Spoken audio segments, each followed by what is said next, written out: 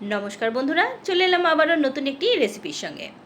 घरे माछ मांस ना थाकले काँचा कला दिए तटजलदी बानिये निन এই রেসিপিটি। এই রেসিপি মাংসের স্বাদকেও হার মানাতে বাধ্য। বাড়ির প্রতিটি সদস্য আপনার প্রশংসা করতে বাধ্য থাকবে। বন্ধুরা দেরি না করে তাহলে চলুন সরাসরি রেসিপিতে যাওয়া যাক।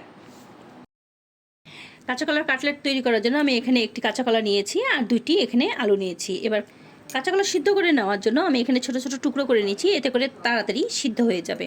তো আমি সিদ্ধ করে ফিরে আসছি। ফিরে এলাম সিদ্ধ করে নিয়ে।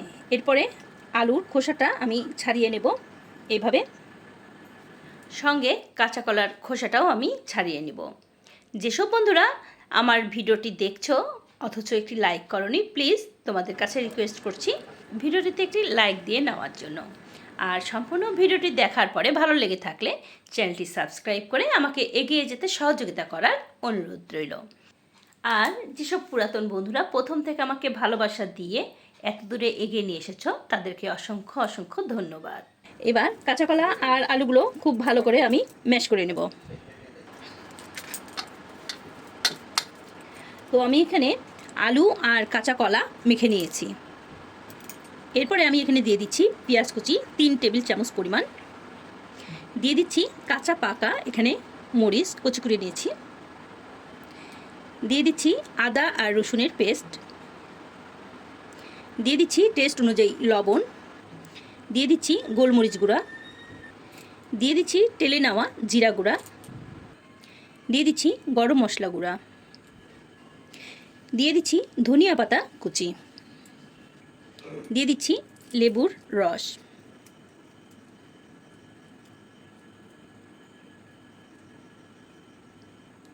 দিয়ে দিচ্ছি ব্রেড ক্রাম, এখানে 3 টেবিল চামচ পরিমাণে ব্রেড ক্রাম রয়েছে, দিয়ে দিচ্ছি 1 টেবিল চামচ কর্নফ্লাওয়ার। এরপরে দিয়ে দিচ্ছি একটি ডিমের সাদা অংশ।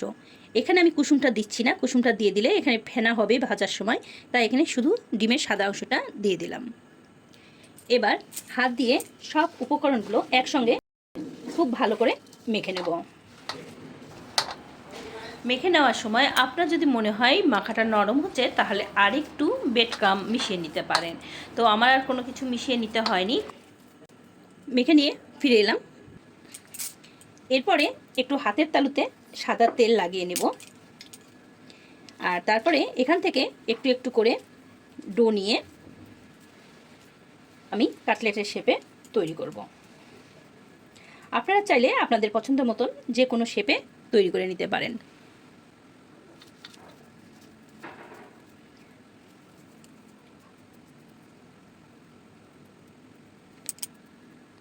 এভাবে আমি সবগুলো কাটলেট তৈরি করে নিচ্ছি।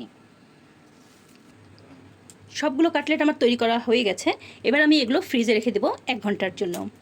এভাবে ফ্রিজে রেখে আপনারা কিন্তু ফ্রোজেন করে রেখে দিতে পারেন 3-4 মাস পর্যন্ত। এভাবে আপনারা 3-4 ঘন্টা ফ্রিজে রেখে দেবেন, আর তারপরে বের করে নিয়ে একটা এয়ারটাইট বক্সে বা পলিব্যাগে রেখে আপনারা সংরক্ষণ করতে পারেন 3-4 মাস পর্যন্ত। তো চলে যাচ্ছি এখন পরবর্তী স্টেপে। এরপরে ফ্রিজ থেকে বের করে নিয়ে এগুলো আমি ভেজে নেব।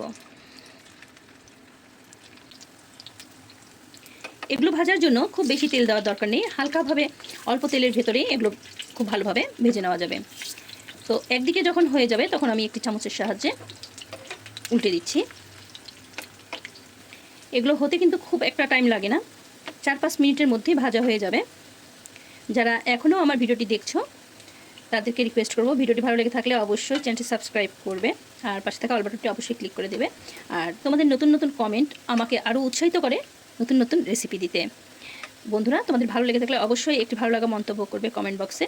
তো এপিট ওপিট আমি ভেজে নিলাম, ভেজে নিয়ে এখন কাটলেটগুলো বা চপগুলো তুলে নেব। তো এগুলো খুব ভালো করে ভাজা হয়ে গেছে, এগুলো আমি তেল ঝরিয়ে এখন তুলে নিচ্ছি। এই কাটলেট আপনারা বিকালে পরিবেশন করতে পারেন নাস্তা হিসাবে, আবার গরম ভাতের সঙ্গে ডাল দিয়েও কিন্তু একদম জমে যাবে। তো বন্ধুরা আমার আজকের রেসিপি আপনাদের কেমন লেগেছে অবশ্যই একটি কমেন্ট করে আমাকে জানাতে ভুলবেন না। আর এই রেসিপিটি আপনাদের যদি ভালো লেগে থাকে অবশ্যই আমার চ্যানেলটি সাবস্ক্রাইব করে আমাকে এগিয়ে যেতে সহযোগিতা করার অনুরোধ রইল। সম্পূর্ণ ভিডিওটি দেখার জন্য ধন্যবাদ।